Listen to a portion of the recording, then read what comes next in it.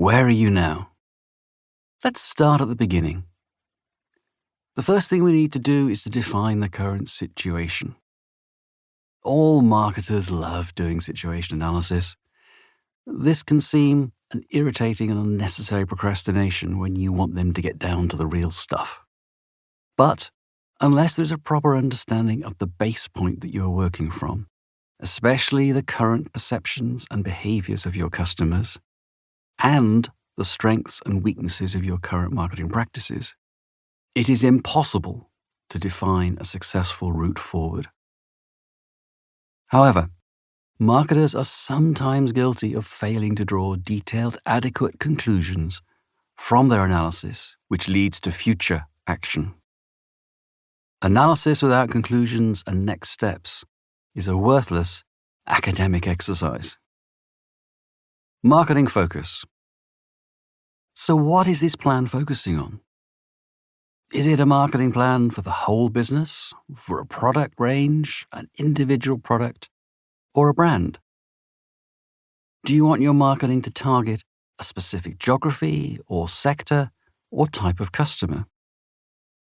A clear definition and description will help ground marketing thinking and activity into a specific context. What is it and what does it do? What is the history and the background? What has the journey been like so far?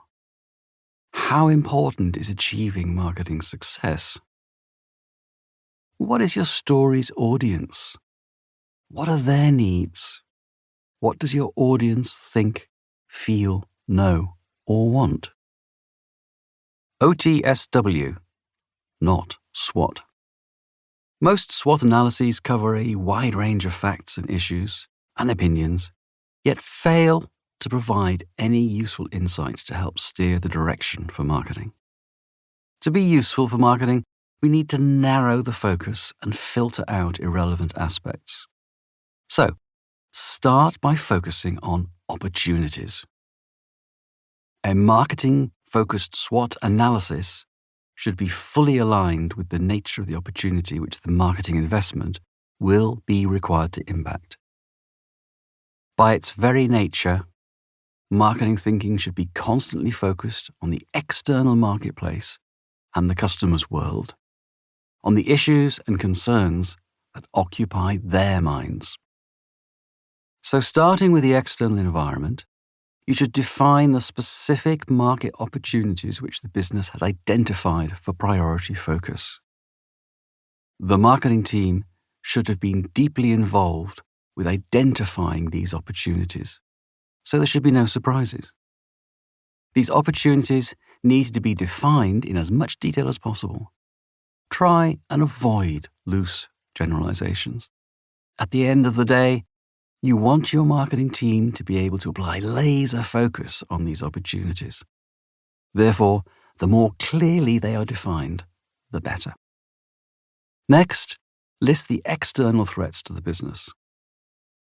By definition, these are outside of your control. However, it is important to understand the risks and the headwinds which might disrupt your plans.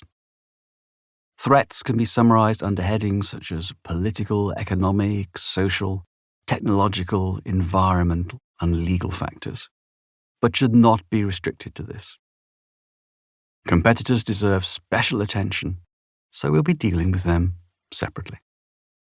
Now, consider the internal strengths of the business. In particular, the strengths of its marketing approach in relation to the specific opportunities. There may be strengths in other aspects, but for this purpose, only strengths that positively assist in developing the opportunity are relevant.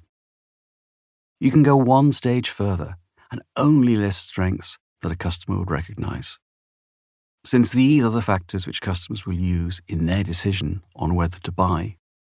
Overbelief in strengths, which in reality have no impact, has led many businesses to believe that they have an invincible position.